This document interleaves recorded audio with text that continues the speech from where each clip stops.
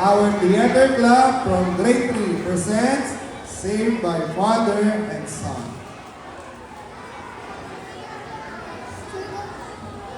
Isang araw, tinanong ni Gurong Kevins ang kanyang mga mag-aaral tungkol sa kaligtasan. Mga bata, saan nanggagaling ang tunay na kaligtasan? Grant! Ma'am, wala mo sa magiging maingat? Tama, magiging ligtas tayo sa sakit na kung tayo ay maingat. Iba pa ang kasagutan. Arvin! Siguro po sa pagiging matapang. Tama, magiging ligtas tayo kung tayo ay matapang. Ano pa? Hindi lang po doon.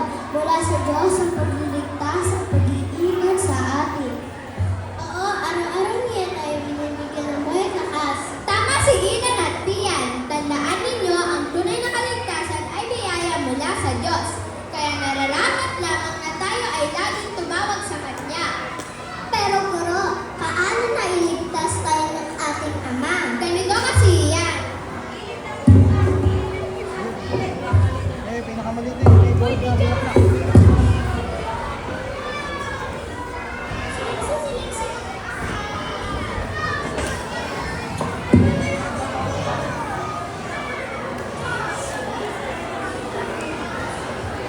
Umalis si Moises kasama ang mga Israelita patungo sa lupang pangako. Ngunit nagbago ang isip ni Paraon at pinahabol sila ng kanyang mga sundalo. Moises, paparating namang sundalo ni Paraon. Wala na tayong nadaanan. Dapat na ang nasa natin. Sana hinayaan mo na lang kami sa ito kaysa mamatay dito. Oo nga, dapat doon na lang kami. Doon kami nakakain kaysa dito mamamatay tayo. Huwag kayong matakot. Manatili kayong matatag. Makikita niyo din ang pagligtas ng Panginoon ngayon. Itinaas ni Moises ang kanyang tungkod sa ibabaw ng dagat, ayon sa utos ng Diyos. Sa kapangyarihan ng Diyos, maghati ka dagat. At ang dagat ay nahati. Tumindig ang tubig na parang pader sa pagkabilang panig at ang mga Israelita ay tumawid sa tuyong lupa. Tignan niyo ang tubig. Ang tubig ay parang pader. Purihin ang Diyos, tayo ligtas. Pero Moises, nasa gitna pa rin ng dagat ang mga sundalo. Ano na ang gagawin natin?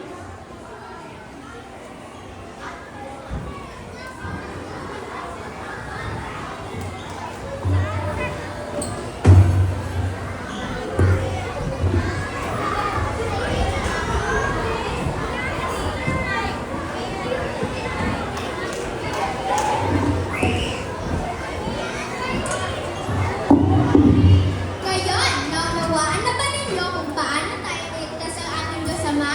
Opo! Guro, mayroon bang mga kwento kung paano tayo iniligtas ni Jesus? Marami anak, subalit narito ang isang kwento kung saan pinapakita na kahit sino man ay kayang iligtas si Jesus.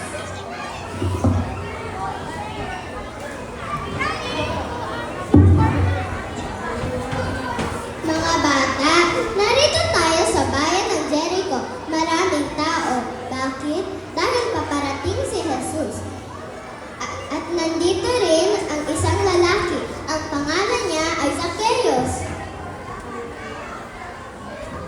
Si Zacchaeus ay isang taga-kolekta ng buwis. Marami ang galit sa kanya dahil madalas siyang manandaraya at kumukuha ng sobra. Uy, si Zacchaeus! Sino mahalin? Magnanakaw! Pangit na ugali! Mandaraya!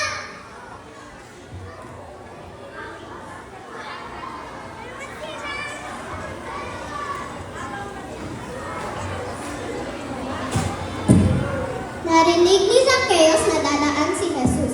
Gusto niya sanang makita si Jesus, pero siya ay maliit. Uy, si Jesus!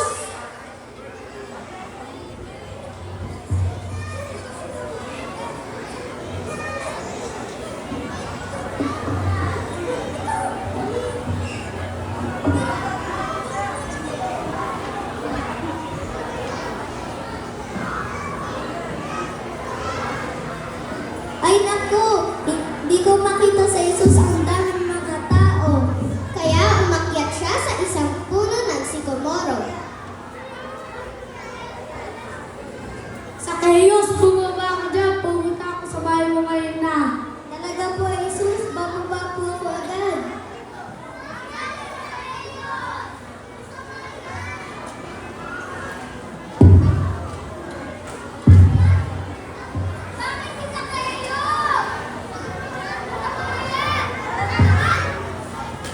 Pero hindi nagpadala si Jesus. Sasabihin ng mga tao, mahal niya si Zacchaeus.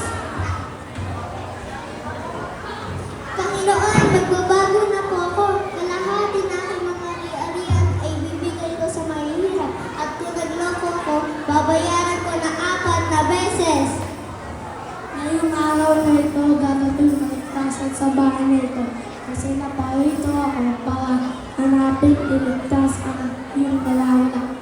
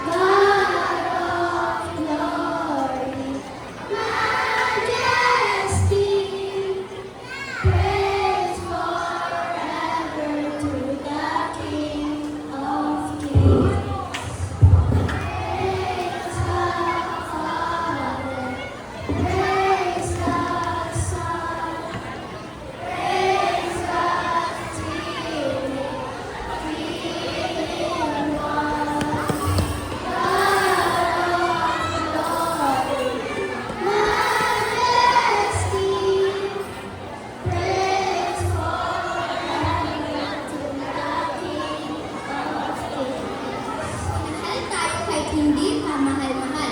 Niligtas tayo kahit hindi naman dapat. Iyan ang tunay na pagmamahal na nagmumula sa Diyos. Muli, kami po ang Great Rejoice nagpapakita kung paano magmahal ang ating Diyos sa buong sangkatauhan. Salamat po! Thank you!